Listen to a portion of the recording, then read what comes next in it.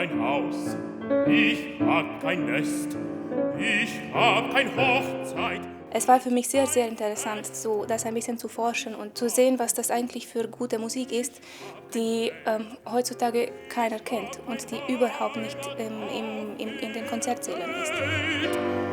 Am Himmel selbst den Schauerstrich.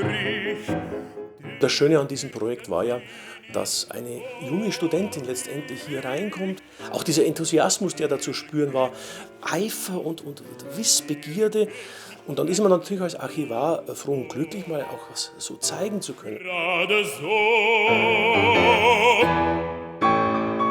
ist recht.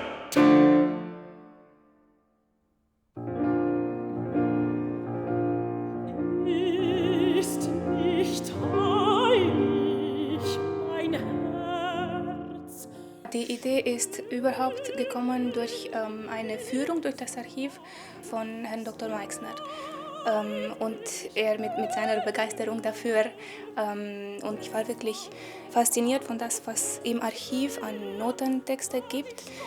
Das sind Lieder, die hier in Weimar komponiert wurden im letzten Jahrhundert und teilweise auch von Musikern, die an unserer Hochschule unterrichtet haben. Ach, der Menge gefällt, was auf den Marktplatz taugt. Und es ehret der Knecht nur den Gewaltsam.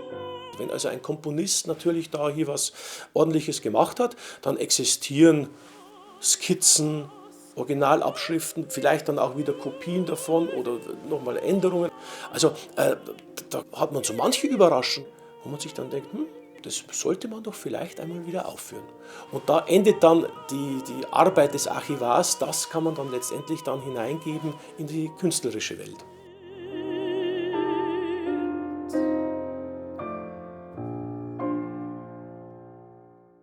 Es gibt von Richard Wetz ein paar Vertonungen aus dem italienischen Liederbuch, die Gedichte von Paul Heyse. Und da musste ich natürlich gleich an dem italienischen Liederbuch von Hugo Wolf denken. Und ich finde, die beiden gingen ein bisschen in die gleiche Richtung, was zum Beispiel den Umgang mit dem Text betrifft oder die ganz unerwartete Harmonik. Wenn ihr verfinstert wird, dann liebster Weiner. Es ging ja hier um Liedbegleitung. Ich habe ihr und auch Professor Steinhöfel vorher schon mal gesagt, wir haben da was. Deswegen sagen wir ja auch also Weimarer Liederschule, in Anführungszeichen, die völlig ja noch aus dem Fokus geraten ist und mit diesem Projekt jetzt mal so wirklich wieder schön hineingerückt wird. Und das war wirklich die spannende Sache, das beobachten zu dürfen. Über allen Gipfeln ist Ruhe.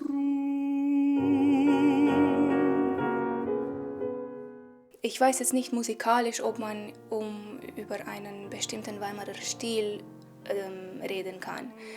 Es ist natürlich eine Quelle von Kunst und Kultur, die sehr viel Inspiration bereitet.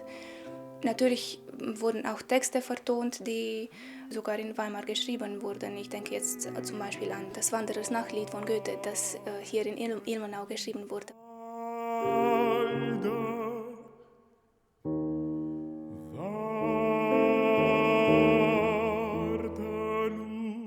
Das heißt, hier haben wir wirklich es mit Kulturgut zu tun, im besten Sinne.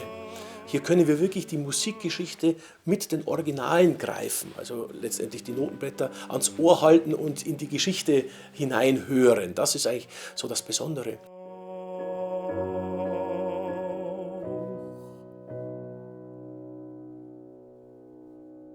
Also ich hatte vielleicht als Liedbegleiterin immer eine Neigung dazu, mich für Sachen zu interessieren, die nicht genau die Partitur sind, sondern was drumherum steht.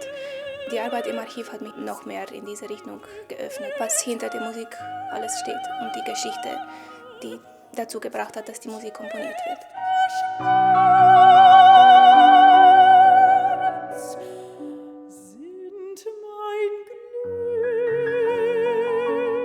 Das ist der Punkt. Als Archivar sage ich mir, Leute, wir haben eigentlich noch so viel anderes in unserer reichen thüringischen Musiklandschaft. Das ist ein Schatz, der noch völlig ungehoben ist. Man muss nur auf Entdeckungsreise gehen. In die Dunkelbergstraße